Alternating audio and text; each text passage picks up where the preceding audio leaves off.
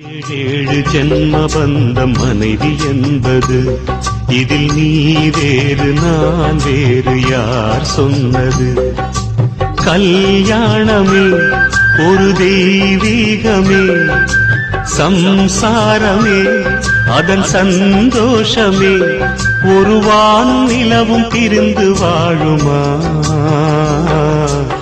ஏழேழு ஜென்ம பந்தம் மனைவி என்பது இதில் நீ வேறு நான் வேறு யார் சொன்னது?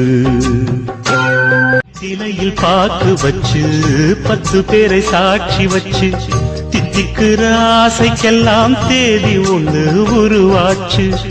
அக்னிய சாட்சி வச்சு கைவிரலை சேர்த்து வச்சு இன்பம் துன்பம் இரண்டிலுமே இணைந்திருக்க முடிவாச்சு.